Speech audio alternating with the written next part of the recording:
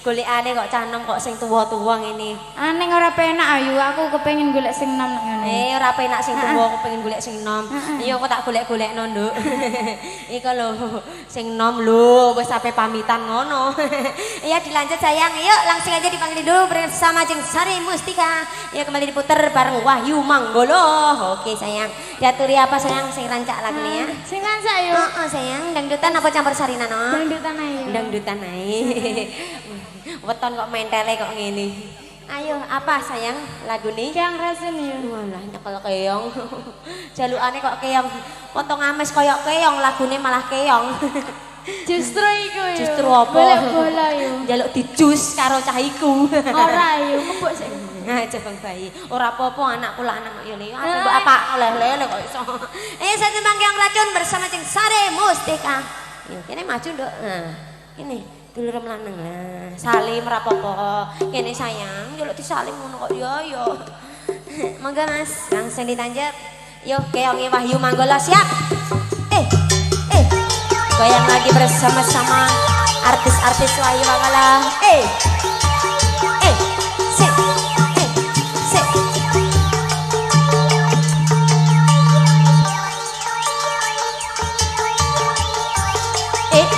Sik. Kayak iku lho, Dok, kayak sing ngono. Walah lah kok nyengkal ngene, Dok. Wah, cilaka tenan nyengkal e, Dok. Pola era karu-karuan. Asik sayang lagi semuanya. Kebor. Ayo bokonge kebor. Ser. Ayo Tina ra iso ngebor dhewe yo. Ser. Bokonge ayo. Ora kuat yo kabotan Cengkelang. yo. Iya kabotan. Adane yo ditabrakin wae.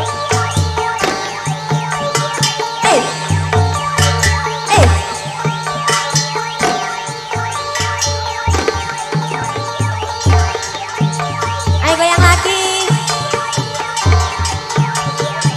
Bokonge digoyang semuanya.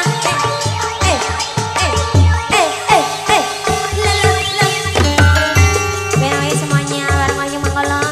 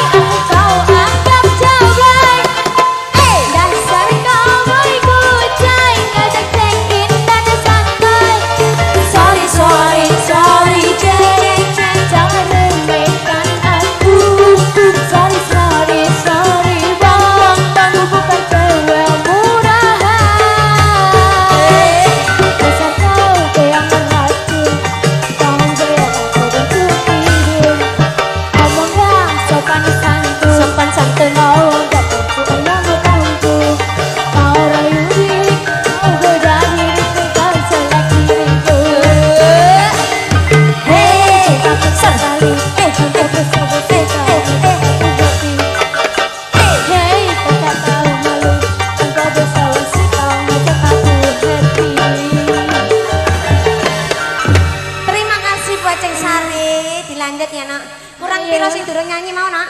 Siji rak sing ndi sing durung mau. Mbak Atom bisa gitare. Padha-padha bayaran nek ndelik dhewe kowe. Tak kon bawa caping gunung kowe engko nek ndelik. HP kok joget apa Mas? Ayo rene. Iya yo. Oh penyanyi padha-padha 35 ne angger giliran dhek sing nyanyi kok ndelik. Nek gregeten titeni kowe. Bapakna yo. Tak kon bawa caping gunung ayo kene. Tak pasrahne mbok ya nek caping. Alah nduk keterak flu burung. Wonten apa le Pak kok yo nganggur ae Pak. Sing muni yo iki mau anak lanang iki sakake. Ya diaturi bonus karo kranti Mbak Ayumu ya nak ya. Iya yo. Apa sing lakune? Campur sari Pak, napa ndangdutan meleh Pak? Campur sarinan neh. Campur sarinan Nduk ya.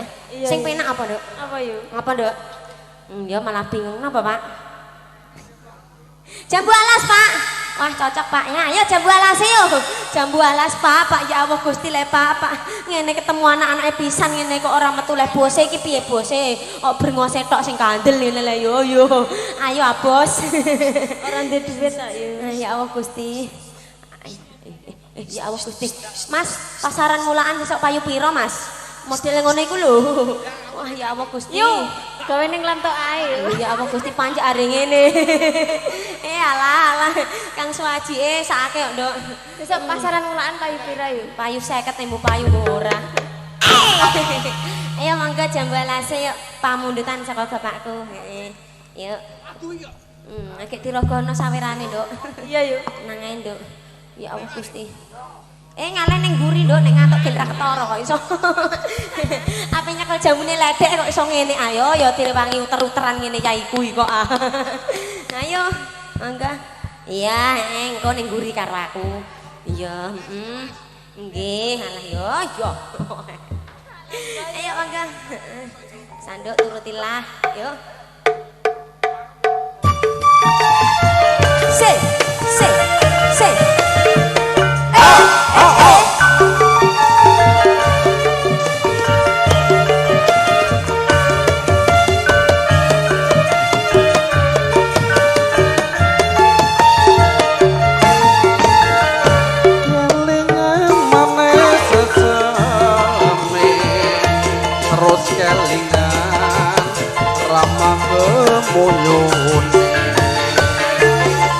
Nolak kasih sayangi ngarep atiku kelakon dadi bojone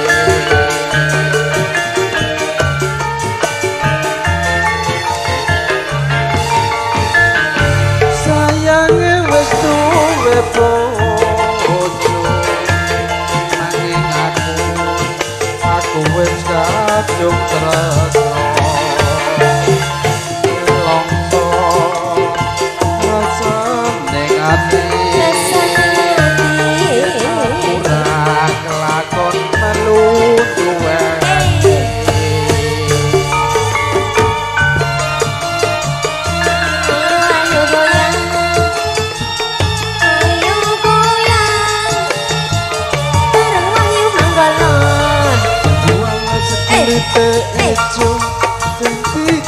wis duwe bojo gula atian semut durung rondo aja dirapo paling pati yen kula sedati kawin ora bakal asik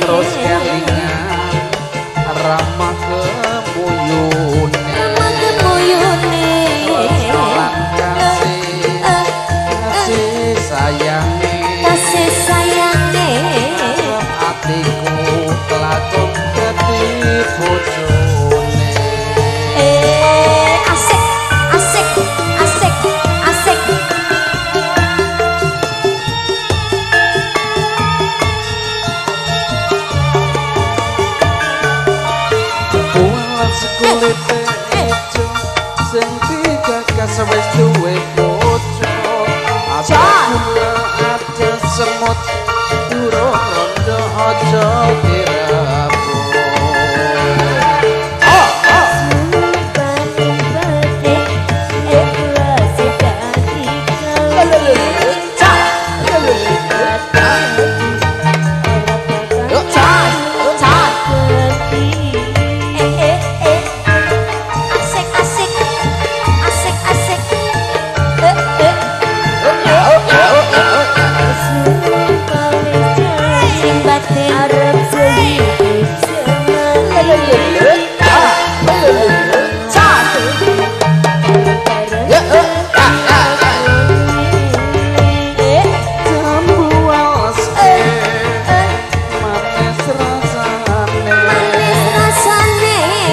Yang tilas antani rondone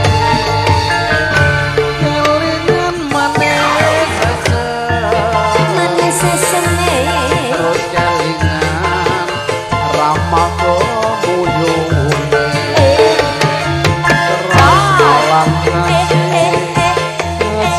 salam kasih sayangi hatiku pelakon dadi asik hae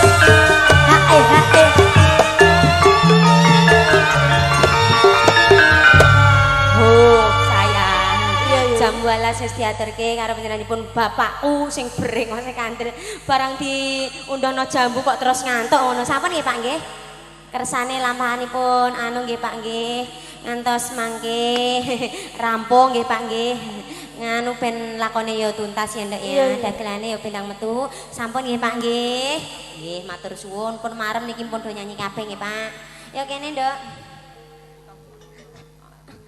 ini ki lho cah perawan asli mlakune ya ngene iki beda karo prawane Sorti mlakune kok begian ngene itu kok mlakune begian ada apa sampai nek kowe matur sing kaya kuwi melatan saya kelingan urip ning bisa bar malah nangis sakit wis diwini kucuran luyuk tak ngerapoti wis ora kapisan ingat iki kira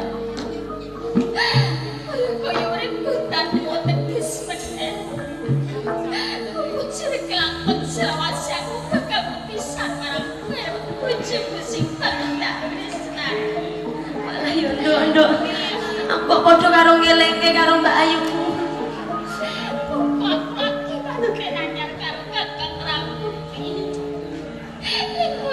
saja kamu yang pikir sakit marang sang Prabu Jayanegara. Kok ora ngerti jane aku arep tinggal wangi. kudune rak yo malah seneng bondo donya ketungkulan sarwa kecukupan samubarange lah kok malah susah dipek bojo gede kok malah susah ngene yo Nduk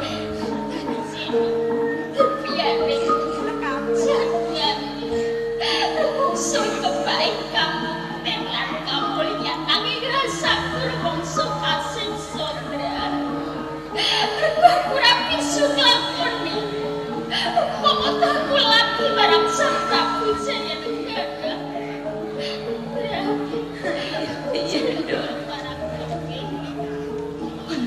Nduk ayo tuh minggir kabeh sang Prabu Jayanegara wis rawuh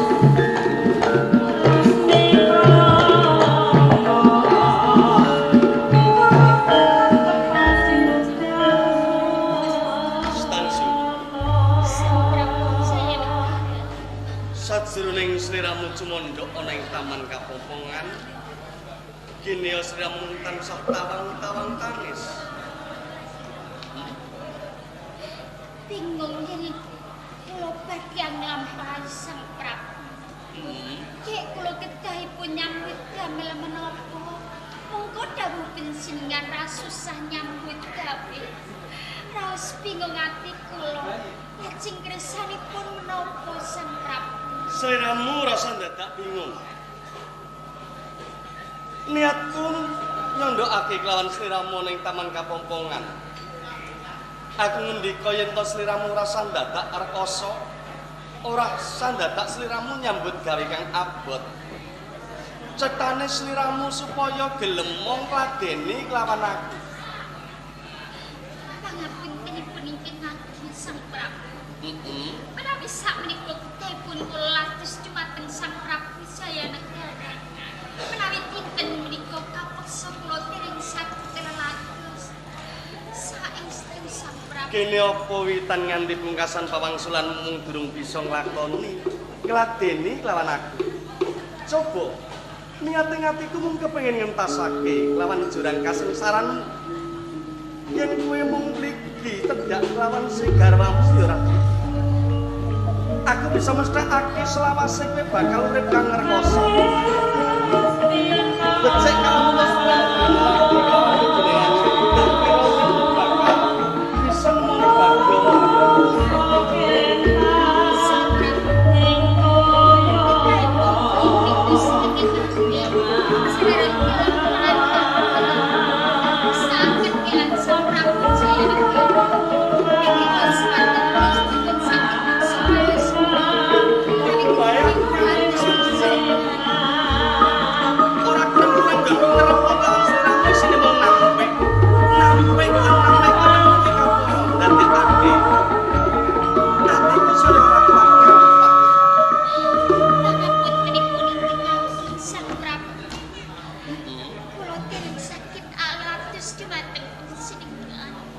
kene cedak lawan aku. Kok ayu raja. Nuwun sewu pun kados ngaten Sang Prabu Jayanegara. Paming taku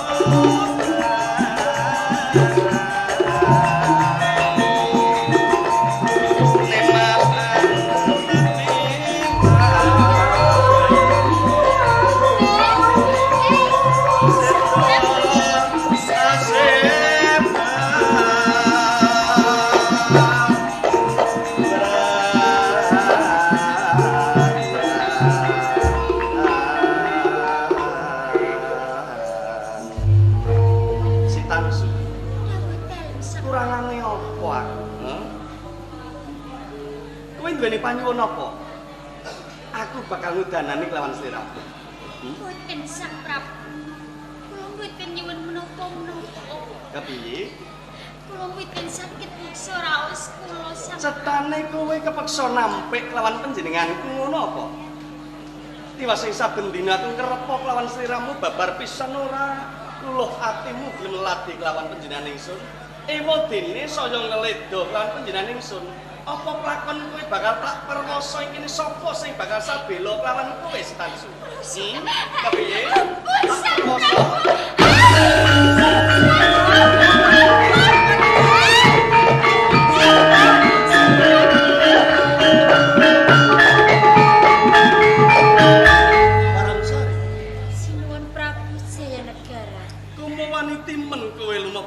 Taman Kapompongan sapa sing dawuh lawan kowe? Nyuwun pangapunten saderengipun Sinuwun. Kula suwun kanthi sanget panjenengan menika sampun wejekaken dhumateng Sitamsu jalaran. Piyambak menika dereng restasi dhumateng panjenengan. Kamuga Sinuwun Prabu Janegara. Kula menika sagah. Kepiye? Sagah insi menika carem asmara dhumateng panjenengan. Wajib dhumateng panjenengan Sinuwun Prabu Janegara. Yen kaya ngono kowe weruh. Anggonku ngrepok lawan Sitansu wondene dhewekne nampik lawan panjenengan ingsun. Saka welas lunjur kowe gelem ngladeni lawan panjenenganku ngono. Menika saestu kula sagah ngladesi dhumateng panjenengan waton. Sampun Sitamsu Sinuwun. Iya. Luhur timen bebuten. Bejo uripku. Iwon dene aku bakal merwoso lawan sliramu isih ana wanita kang welas. Nambal marang rengkane atiku. Dhewekne saguh leladi lawan panjenenganku. Saiki kowe durung saguh, nanging isih ana wektu kanggo mikir. Kowe kudu gelem ngladeni lawan aku. Paramsari. Kados pundi Sinuwun? Yen pancen kowe saguh, mergo dasarmu welas. Mesake kelawan Sitansu sing dheweke dadi korban. Kados ngaten. Manjing ana ing tilam. Monggo ngladeni Panjenengan bakal susu. Monggo nyambuni lampah. Tak enteni ana ing tilam.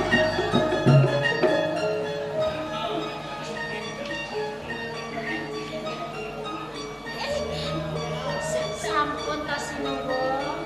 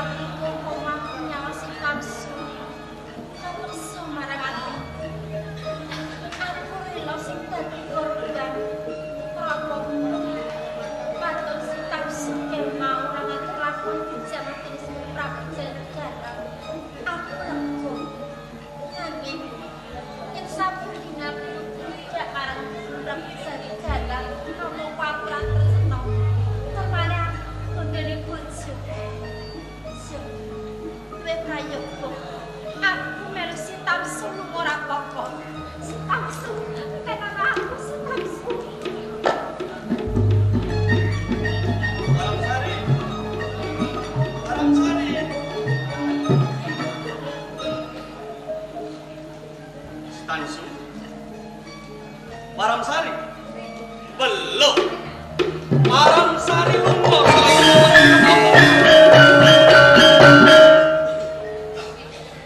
Paman Ramabati. Kaporo Diyarso.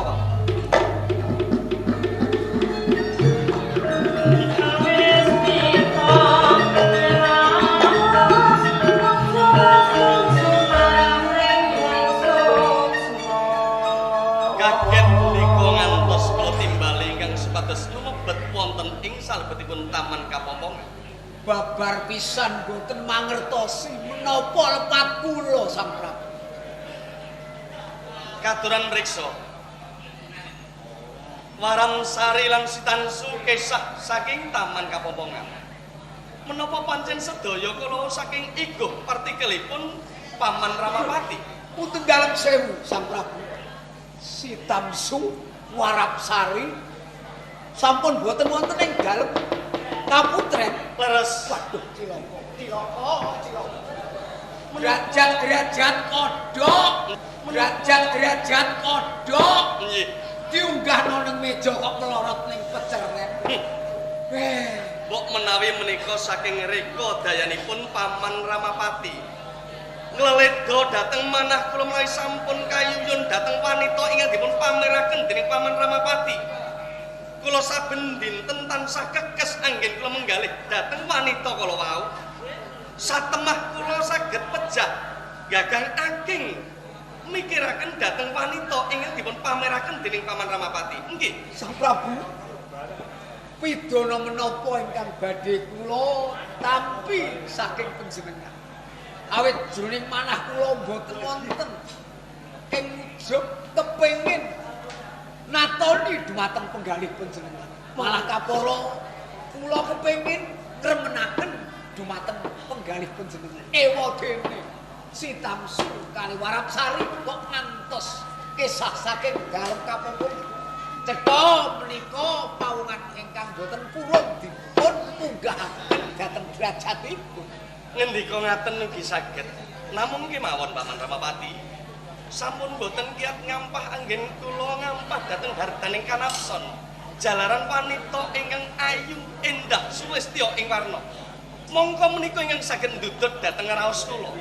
Mila rening Maram Sari lan Sitansu sampun kesah saking Taman Kapompongan. Kepanggih lan botenipun wangsul lan botenipun Sitansu kula pasrahaken dhateng Paman Ramapati. Pangestuaken dawuh, pangestuaken.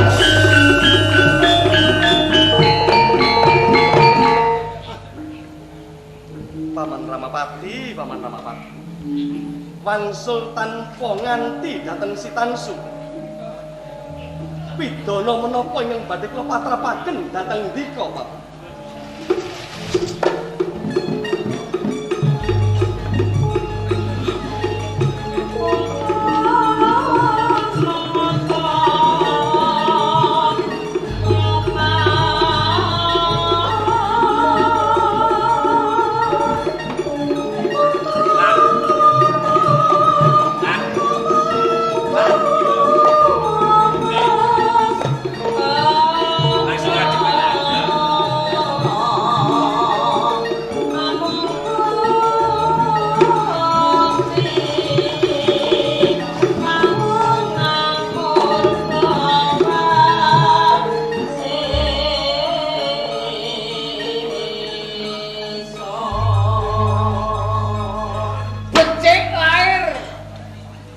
Batinmu kaya wiji kedodong.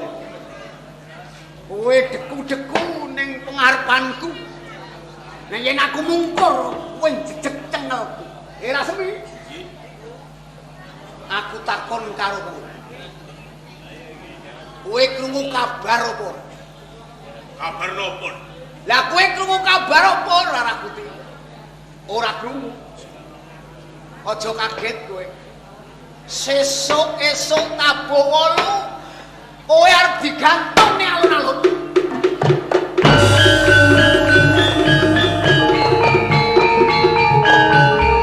Dalam sewu. Lajeng lepat kula menawa. Dene kula nampi pidana gantung teng alun-alun.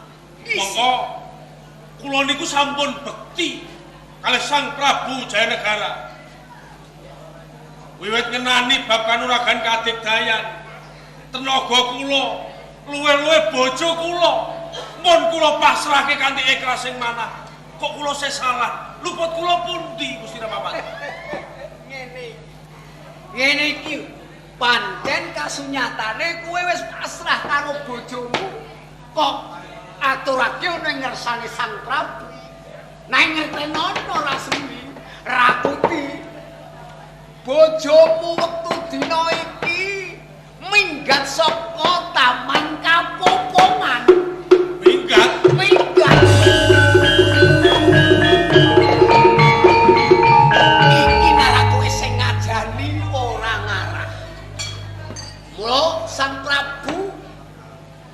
penggalihe Murina paring dawuh lawan aku kowe sesuk-esuk tabuh 8 diganti. Mula aku takon karo kowe, kowe isih kepengin urip ora? Anjir taksih pengen urip. Lah kowe ra kuti. Nggih.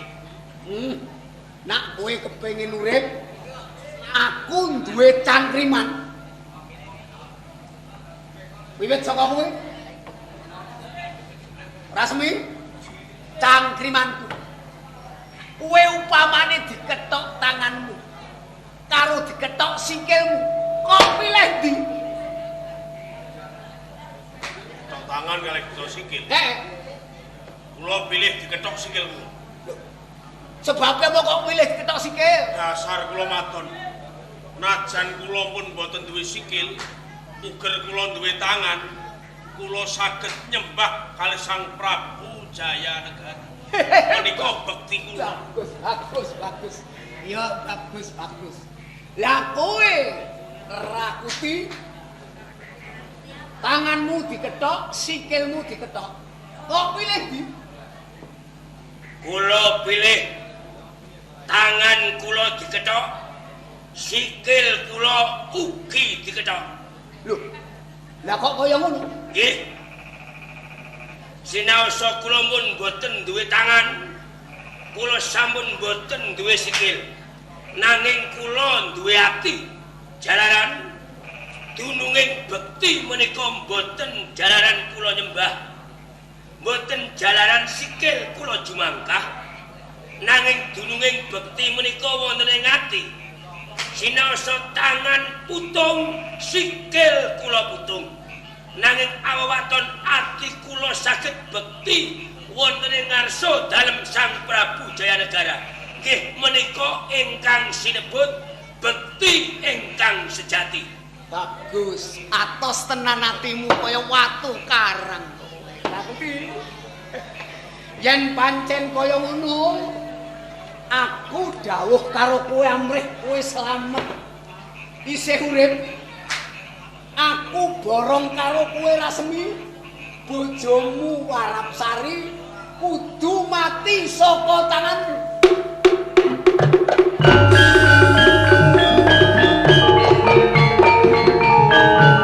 Semono uga kowe Rakuti.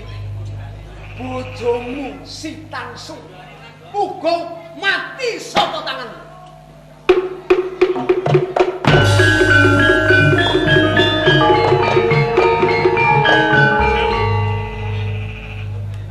Nek kula kapurih mejahi bojo kula Warapsari. Upami kula mboten purun dos pundi. Kowe ora gelem. Yen kowe ora gelem, kowe digantung. Nek yen kowe gelem, iku dalane kamukten. Kowe sago mateni bojomu. Ayo jawab, Rakuti. Nggih. Tenan? Cukup.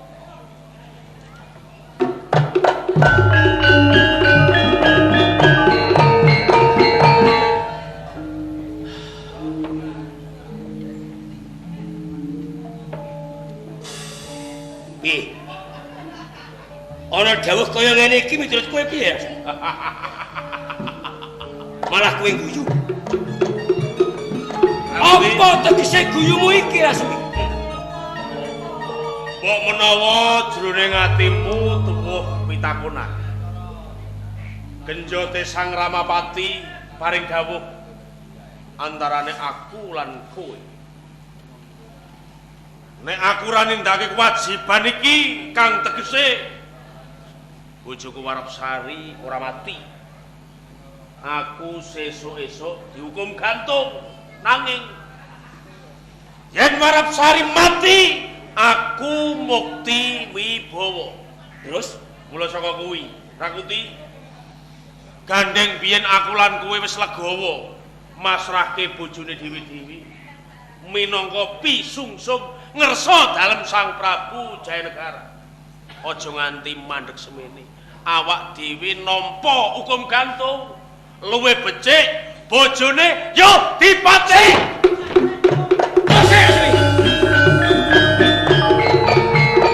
Apa Aja ngasruh kowe rasane. Karepmu apa karepmu? Karepmu.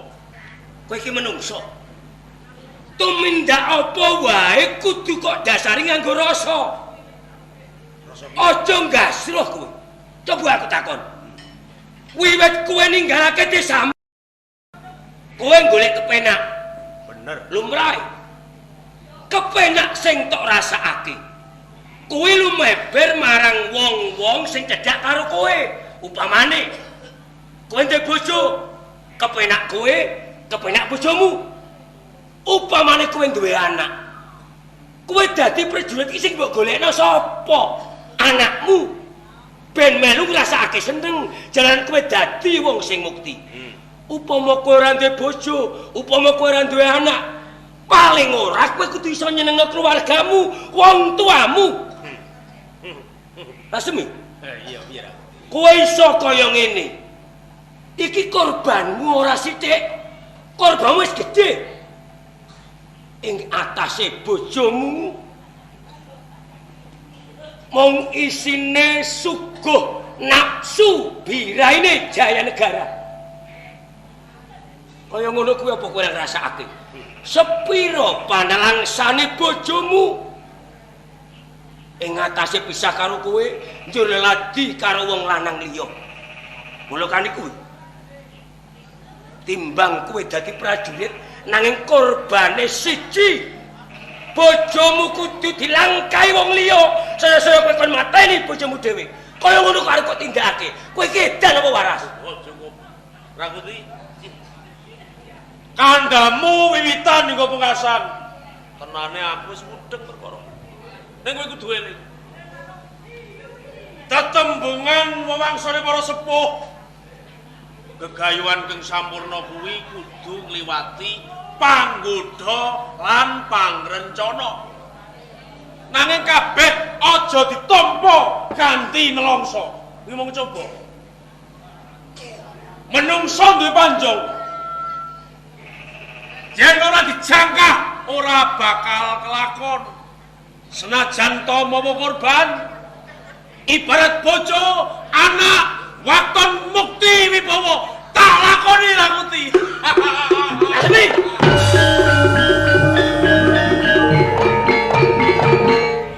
Ilang rasamu kowe rasane. Monggo ki menungso urip.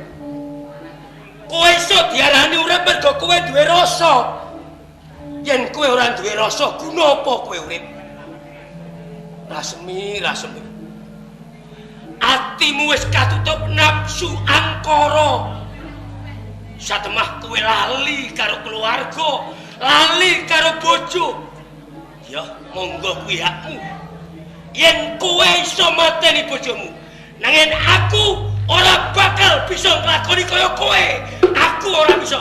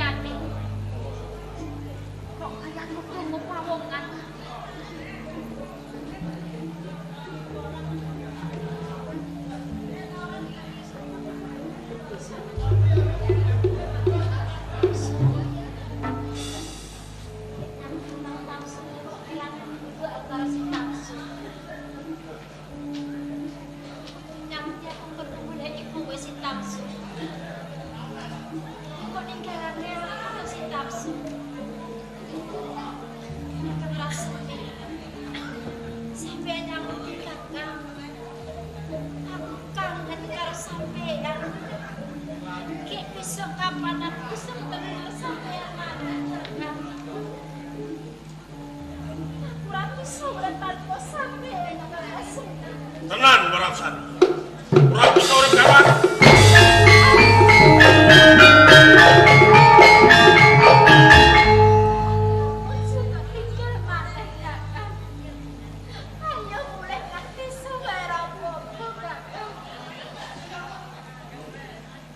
Mulai ya mulai. Ini perkara gampang. Ning tenan. Kuwi isih tresna karo aku. Yo kene ora Kakang, aku sing tresna karo sampean karo Sepi. Mergo pitunge kaya mangke. Rikala aku suwita ning Praja Majapahit. Aku bakal ditampa dadi prajurit Dharmaputra. Nanging sasrane kudu kowe. Minangka pisungsum ngersane Sang Prabu Jandra. Tenane aku ora mentol. Ning kabeh wis dadi rembug antarane aku lan kowe. Aku legowo. Kowe uga kaya mangkon. Ning yo kene saiki kowe ninggalke kedaton ing Majapahit. Kakang mergo aku ora bisa nglakoni. Ora bisa nglakoni. Yen saben dina aku putih cedhak marang Sunan Prabu Janegara aku ora bisa Kakang. Mergo kae dudu bojoku kamangka aku seneng karo sampeyan Kakang. Tenane. Tenan aku ora ngapusi sampeyan Kakang. Tenane kowe ora bisa nglakoni tenan. Aku rasa aku ora bisa nglakoni Kakang. Ngene ya para pesawat. Luwih becik prasaja. Upama to kelakon kuwi dijamah dening Sang Prabu Jayanegara. Aku lira. Ikhlas. Waton kowe jujur. Nek kowe jujur upama didaksya dening Jayanegara. Tampa tanganmu. Nanging yen kowe ngapusi kowe goroh. Kapeksa aku ora bisa napa lan. Kakang, aku tak kondo blogo karo sampeyan. Kowe becik prasaja. Sinuwun Prabu Janegara kira tau dak siya karo aku, Kakang. Iya, terus Nanging nanging aku wis kelakon dijamah kawanitanku, Kakang. dijamah kawanitanmu.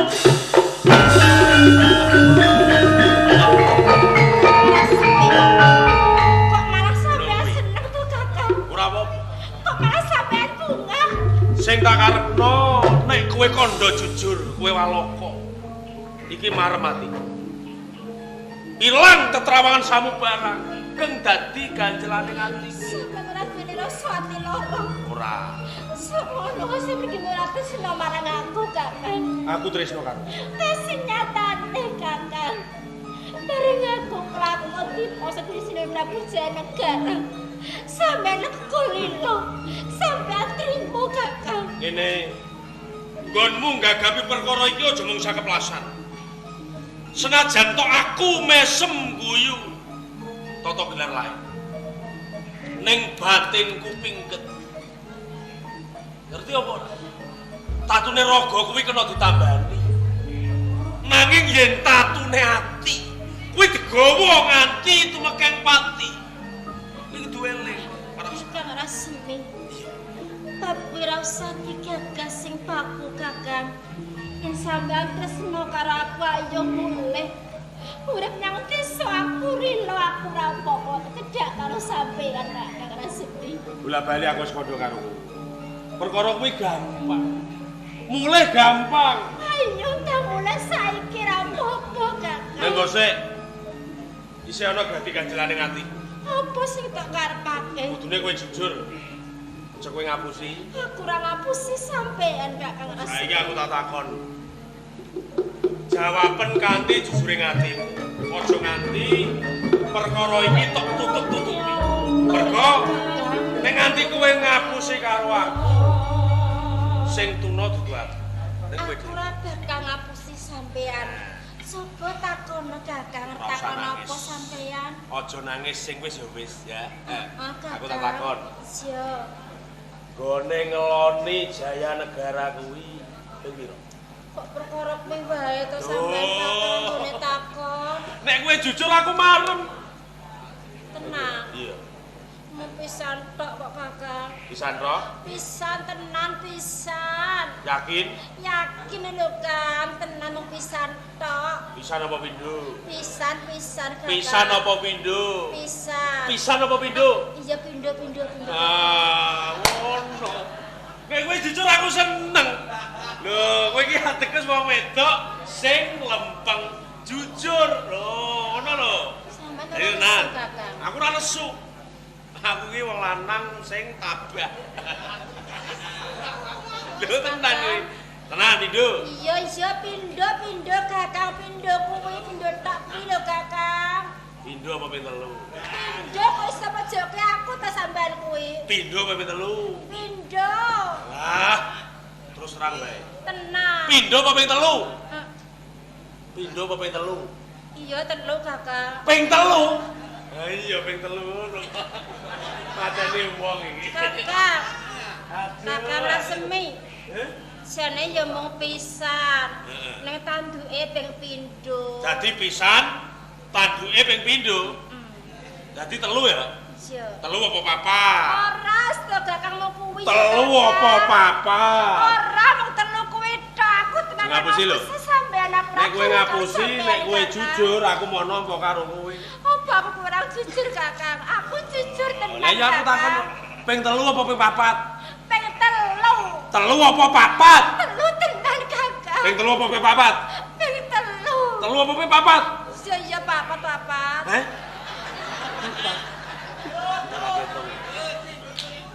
Siji tanduke loro.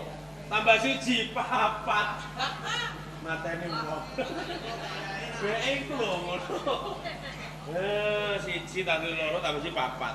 Tenan? Iya. Ping papat? Heeh. Wis tenan ora ngapusi aku. Ora. Dadi ngene lho, nek upama kowe jujur nggonku nampa ki ya karuan. Mergo wis ora ono ganjelan atiku. Apa aku kurang jujur ya Kakang? Dadi tenan ping papat. Iya. Papat apa ping 5?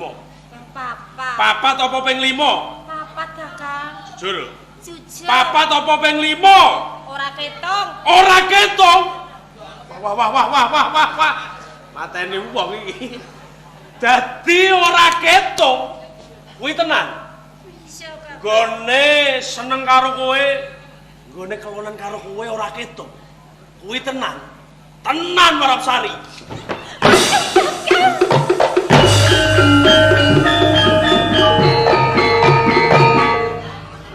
Kakang Lasemi.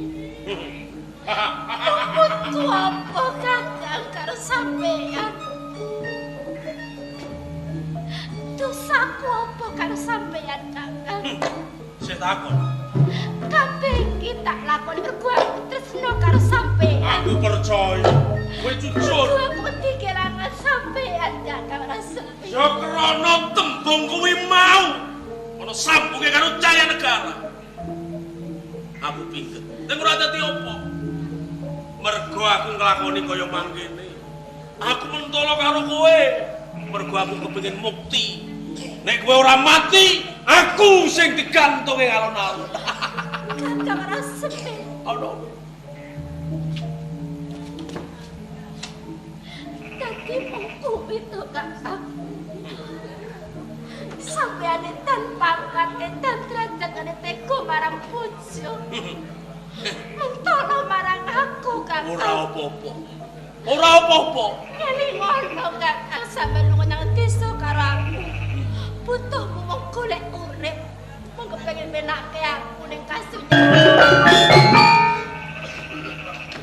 Halo! Warapsari! Warapsari!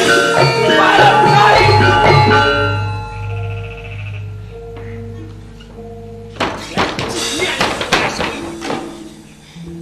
Iblis kowe, kowe iki ora menungso, kowe iki kewan kowe Rasmi. Iki sapa?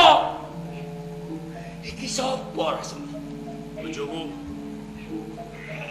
Upama kowe wis picak mripatmu. Ning mbok melek atimu Rasmi.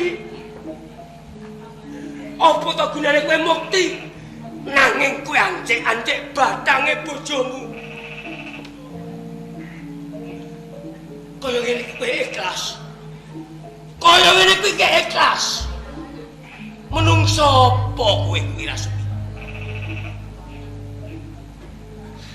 Setun aku duwe kanca kaya kowe. Rakuti iki kaku. Nanging kaku ning atiku jane nambaran rasa. Urung ilang rasa manungsaku. beda kaya kowe Rasmi. Yangsat. Kejem. Pengis. Patrapmu kaya ngono kuwi. Senajan kowe menungso nanging ijih apik kewan kowe Rasmi keranjingan kowe iku. Rampung apa durung? Nek urung rampung ndang tekno. Ndang rampungno. Apik gak kok. Enak ya wong lanang. Bojo dipateni, kowe iso rabi. Akeh ane guyu.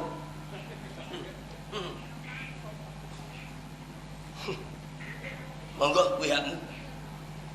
Kabeh tok arep aku. Yen kaya ngene iki ngopo kowe? Terus piye kowe?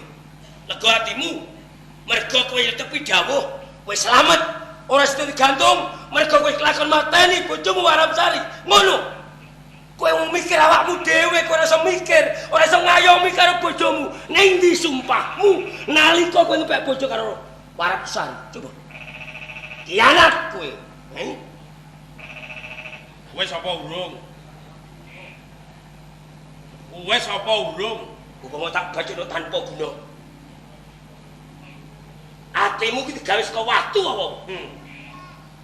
Nek wis rampung nggonmu ngomong, genti aku sing ngomong. Wong padha ketoprake, ya.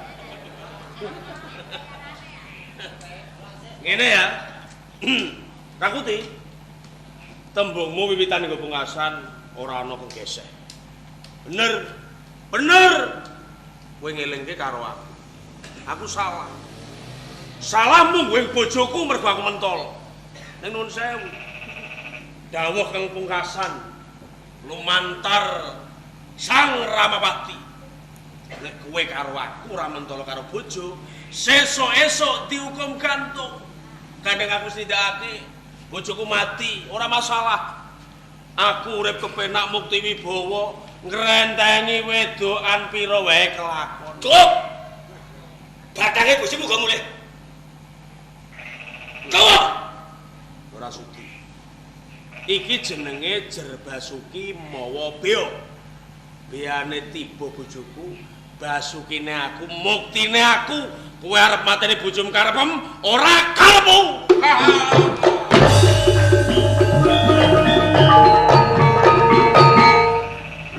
Wong lanang diamput Rasmi. Aku duwe kanca kok dapurane kaya kowe.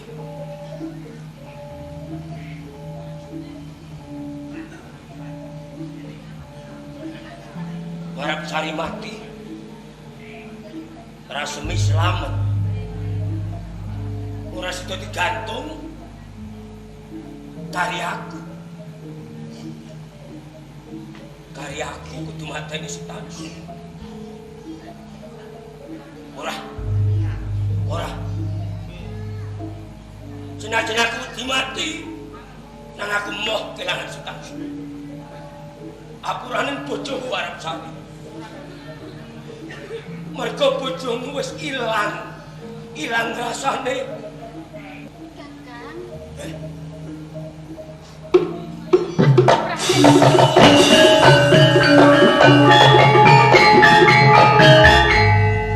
Aku kangen sampean, Kakang. Kakang Rakuti. Aku yo kangen. Aku kangen sampean, Kakang. Iya. Rasamu padha wae karo rasaku. Kangen aku.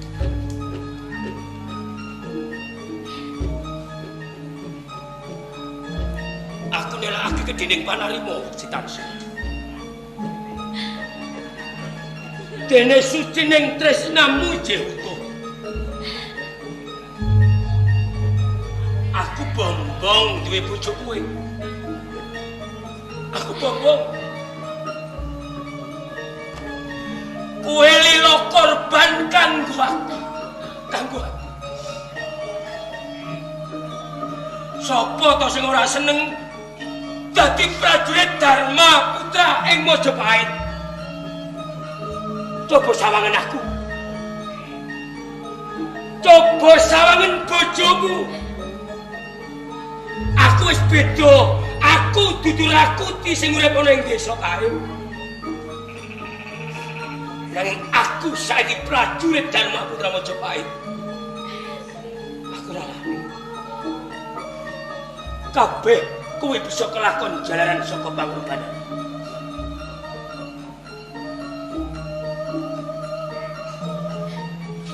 Sitansu. Coba sama. Tenane warap cari kaes nasib karo kowe. Mung emane beda. Yen warap cari bojone Lasmi. Nanging kowe bojoku. Coba sama. Nganti dirahi kaya ngono. Mung butuhe. Butuhe warap sari kepengin nyawang bojone. Tetep dadi prajurit. Siji lira ngorbanake raga mung kanggo nuruti marang nafsu biraine Jayanegara. Ora beda kaya kuwi. Ora beda kaya kuwi.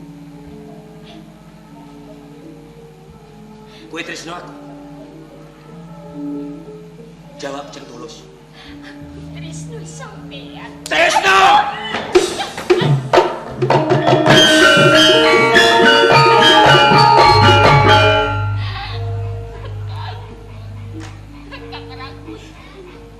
Pirang dina kowe apa ning taman kapungpungan? Pira lawas sing kepisah karo aku Sitansu?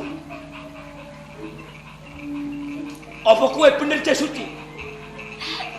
Ora wurung kowe wis dilangkai Jayanegara. Ora, Kakang, ora. Aku wis suci, Kakang. Aku wis suci, aku bepermisan ora lagi di Sang Prabu Jayanegara. Apa tetegese aku nampa kowe?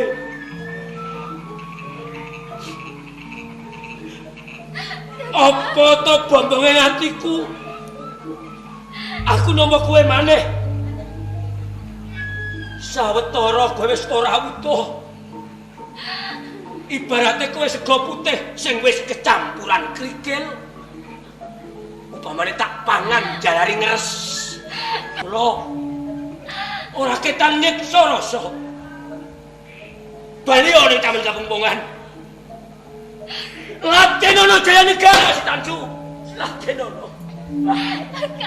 Tinggal ke Rakuti. Rakuti. Kudune aku kepiye supaya sampean percaya karo aku, Kakang. Yen aku durung dilangkai Jayanegara. Sapa sing arep percaya? Kakang. Sapa sing arep percaya? Jayanegara kae ora menungso. Jayanegara kae ora menungso Sitansu. Taman kapungpungan. Pira to prawan desa sing dadi korban? Pira prawan sing jejel prawan? Kakang Rakuti. Orang sari sing dadi korban, Kakang.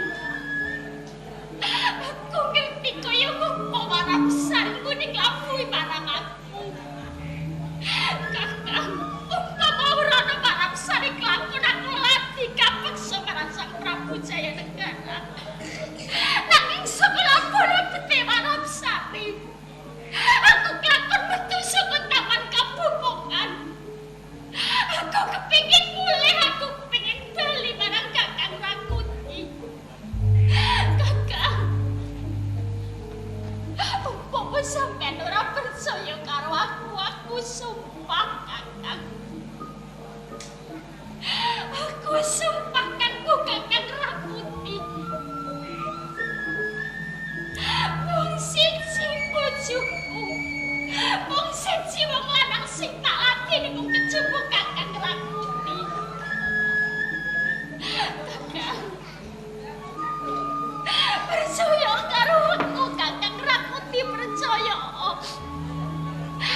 percaya karo aku bisa suci Kakang.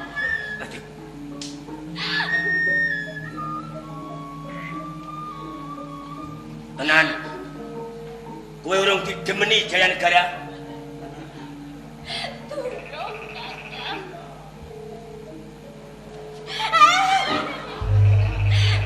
Anakku durung dikapak-kapake Kakang.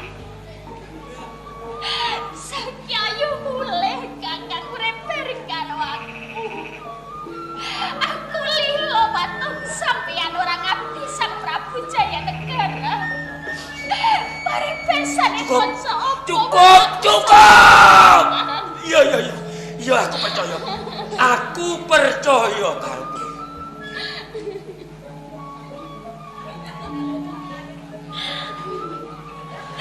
Ayo mulih Iya. Kakang, ayo mulih.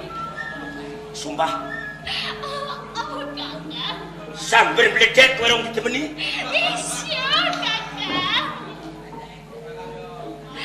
Nak kowe mlenjani sumpah kowe ngapusi. Muga-muga kowe Isya Kakang. Aku ra ngapusi. Tenan Kakang.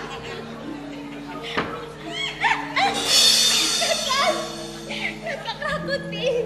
Warap Sari. Karya Basuki.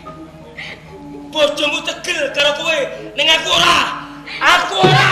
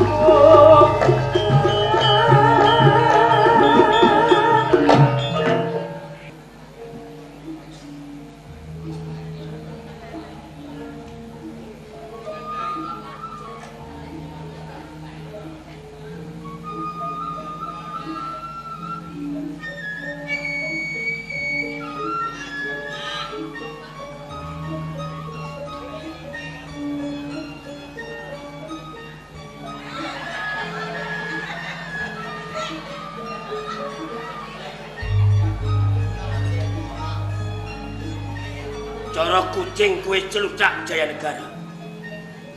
Iki bothokku kok arep rebut gajian kowe ae.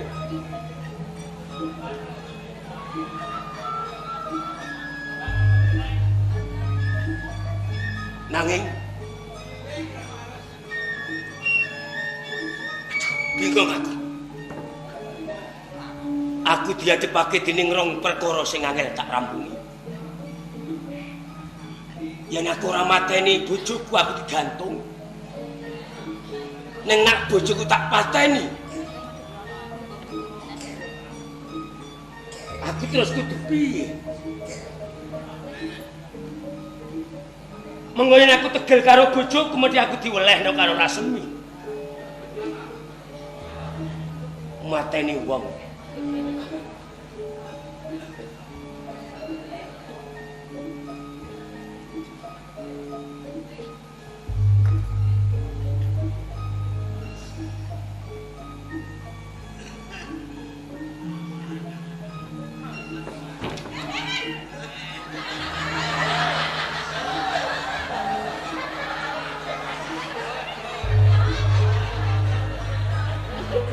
Isine geget-geti wong tok.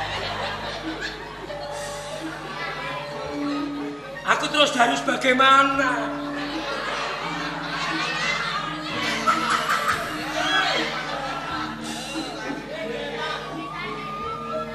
Aku roh sing dikarepake. Bojomu aja pateni mesti ngono.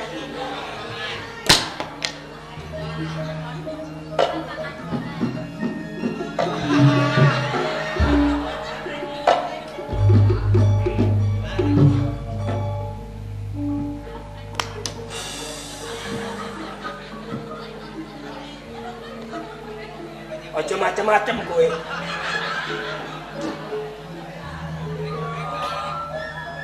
Turu sing angklek. Senajan resmi tegel mateni bojone ning aku ora. Percaya aku ki ora ngarah mentolo mateni kowe. Tenang. Aku dielingno karo wong akeh, aja dosa. Turu tak jiwono kemul.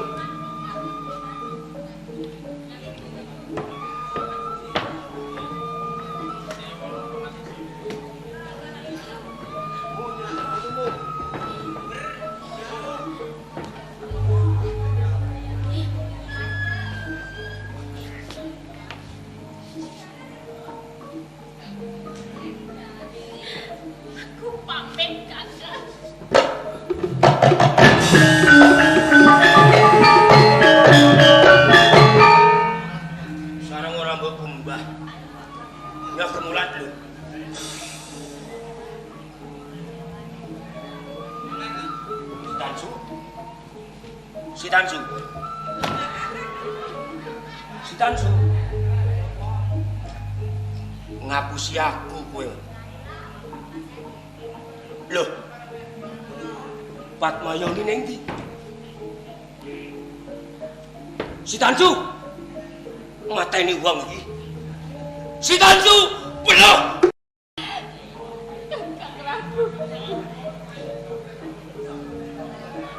Aku ngerti sing kok rasake, Kakang. Sampeyan rumangsa bingung. Sampeyan rumangsa kasiksa atine. Umpama Kakang Rakuti ora tekel mateni marang aku. Kakang Rakuti bakal digantung. Anggih, Kakang. Umpama sampeyan mateni karo aku. Kakang Rakuti ra tekel. Kakang.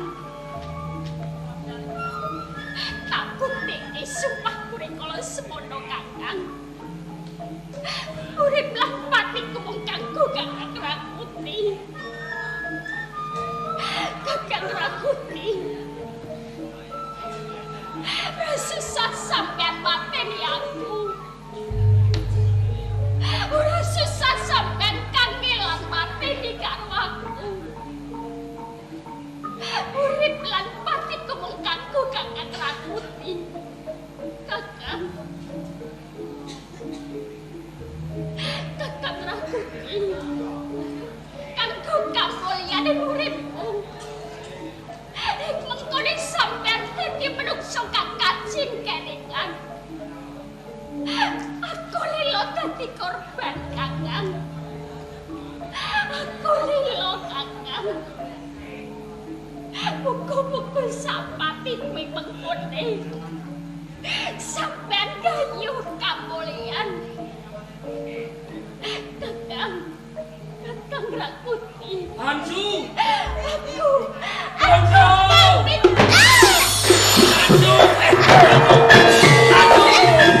Tansu. Tansu. Tansu. Iki. Tansu. Kowe iki ngopo, Tansu? Kowe iki ngopo? Kowe kok nglimpe aku, kowe ninggal aku. Apa sing tok karepake, Tansu? Kakang Rakuti. Tak bukti sumpahmu, Kakang. Sumpah apa? Sumpah apa ora kaya ngene kuwi sing tak karepake. Urip lan patiku mung kanggo priya sing pakedak tresnane lan liya Kakang Rakuti. Kanggo kamulyanmu. Kanggo uripmu, Kakang. Ing mengkone sampeyan dadi manungsa kang kacin kelingan. Aku lilo dadi korban, Kakang. Susah dadak sampeyan kangelan mateni karo aku. Kakang Rakuti. Tansu. Kakang. Tansu.